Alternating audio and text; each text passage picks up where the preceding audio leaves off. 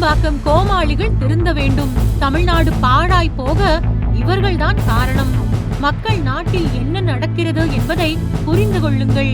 திருத்தணியில் 34 வயதான வடநாட்டு இளைஞர் சூரஜ் என்பவரை 17 வயதுடைய 4 புள்ளிங்கோ பயல்கள் ஓடும் ரயிலில் அரிவாள் காட்டி மிரட்டி ரீல்ஸ் போட்டனர். பிறகு அவர் அங்கிருந்து இறங்கி நடந்த போது பின்தொடர்ந்து தனி இடத்திற்கு கடத்தி சென்று கொடூரமாக வெட்டி வீழ்த்தி அதையும் வீடியோ எடுத்துள்ளனர். இது தேசிய அளவில் செய்தியாக மாறியுள்ளது. பல கட்சி தலைவர்கள் கண்டனம் தெரிவித்து வருகின்றனர்.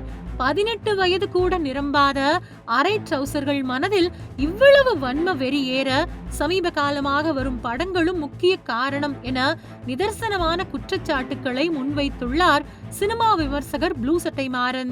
ரத்தம், துப்பாக்கி, கத்தி என படத்தின் போஸ்டர்களே ரத்த களரியாகத்தான் இருக்கின்றன.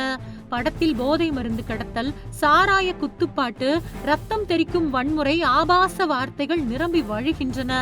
படம் முழுக்க இப்படியான காட்சிகளை வைத்துவிட்டு கடைசியில் drug free society, dash free society என தத்துவம் பேசுவார்கள். பல இயக்குனர்கள், ஹீரோக்கள் இப்படியான எளவெடுத்த குப்பைகளை வேண்டுமென்றே எடுக்கிறார்கள். காரணம் கேட்டால் பழியை தூக்கி மக்கள் மீது போடுவார்கள். மக்கள் ரசிப்பதால் இப்படி எடுக்கிறார்களாம். தக் லைஃப், கூலி போன்றவற்றை மக்கள் ஃபிளாப் ஆக்கி விட்டார்கள். ஆகவே இந்த ஜானரை நிறுத்த விடுவார்களா என கேள்வி எழுப்பியுள்ள ப்ளூ சட்டை மாறன், வில்லன் செய்யும் அனைத்தையும் இப்போது ஹீரோ எனும் தடித்தாண்டவராயன்கள் செய்து வருகிறார்கள்.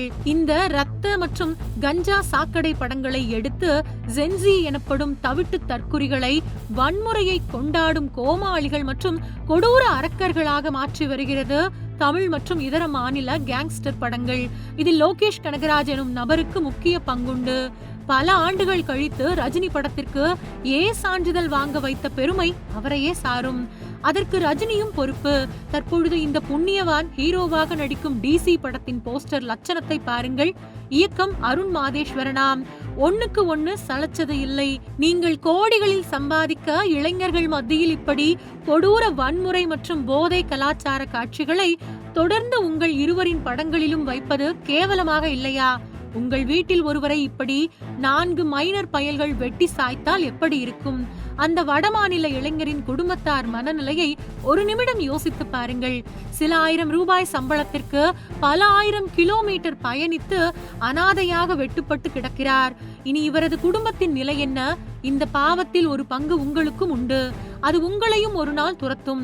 ரத்த வெறி, போதை வெறி, ஆயுத வெறி படங்களை எடுக்கும் சினிமாக்காரர்கள் மற்றும் அதை பார்த்து கொண்டாடும் ஒரு தரப்பு மக்களின் மனநிலை மாறாவிட்டால் இப்படியான சம்பவங்கள் தொடராது என உத்தரவாதமில்லை. தற்பொழுது 17 வயதிலிருந்து அடுத்து 10 வயது சிறார்கள் மனதிலும் இந்த வன்முறை எண்ணம் ஊடுருவுவதை தடுக்க வேண்டிய பொறுப்பு திரைத்துறைக்கும் உண்டு. திருந்தாத கோடம்பாக்க கோமாளிகள் இனியாவது திருந்த வேண்டும். சென்சார் நடைமுறைகள் இன்னும் கடுமையாக வேண்டும்.